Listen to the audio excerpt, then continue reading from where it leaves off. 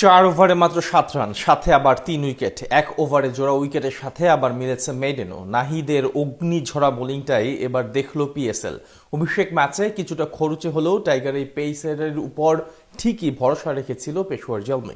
নাহিদ যেন সুদে আসলে পুষিয়ে দিল সেটাই, গড়লেন অনন্য এক ইতিহাস পিএসএল এর মঞ্চে, যা আগে করতে পারেনি অন্য পেসাররা।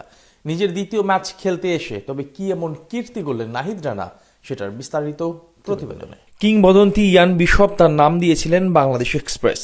বছর দুয়েক আগেই বলেছিলেন তার যত্ন নিতে। বিশ্ব ক্রিকেটের পরবর্তী সুপারস্টারের তকমাটাও দিয়েছিলেন নাহিদ রানাকে।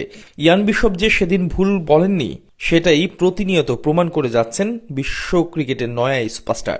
জাতীয় দলের গণ্ডি পেরিয়ে নাহিদ রানা এখন গতির ঝড় তুলছেন ফ্র্যাঞ্চাইজি ক্রিকেটেও। বল হাতে লিখছেন অনন্য সব কাব্যগাথা।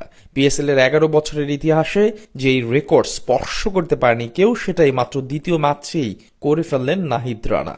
আমাদের বাংলাদেশ এক্সপ্রেস আর তার এই গতির ঝড়কে কর্নিশ করতে বাধ্য হয়েছে বাবর আজমের মতো মহাতারকাও।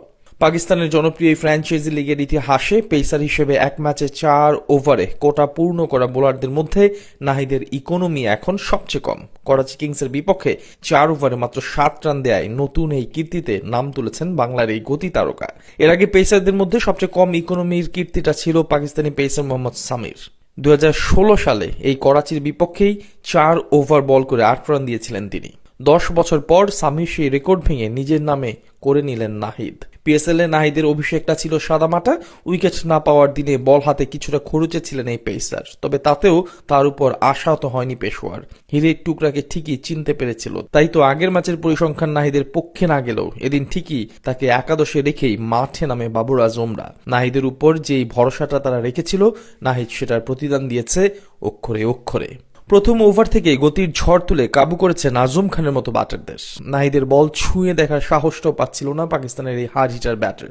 প্রথম 4টা বলই সোজা গিয়ে পড়েছে কিপারের হাতে। আর প্রথম সাফল্যটা ধরা দেয় ব্যক্তিগত দ্বিতীয় ওভারে নাহিদের গতির কাছে পরাস্ত হয়ে ক্যাচ তুলে দিতে বাধ্য হন ব্যাটার সাদবেক। নতুন ব্যাটার মঈন আলীকে তো নাচিয়ে ছেড়েছেন। নাহিদের এই গতি দেখে প্রশংসা করতে বাধ্য হয়েছেন বাবর আজমও। তবে আসল খেলাটা তো তখনও বাকি ছিল। নিজের তৃতীয় ওভারে নাহিদ দেখালেন আসল চেহারাটা। প্রথমে খুশদিল শাহ আর পরে অ্যাডাম জাম্পা দুজনকেই পরাস্ত করলেন গতি দিয়ে। সেই সাথে ওভারটা শেষ করলেন কোনো রান খরচ না করে। আর নিজের শেষ ওভারে মাত্র 1 রান দিয়ে পৌঁছে যান ইতিহাসের পাতায়। 4 ওভারে 7 রান খরচ করে 3 উইকেট নিয়ে নেন। এখনকার ক্রিকেট দুনিয়ায় যা রীতিমতো অবিশ্বাস্য এক বোলিং ফিগার, তার উপর আবার পেস বোলার হিসেবে এমন ফিগার তো যে কারো কাছে নিছকই স্বপ্নের মতো।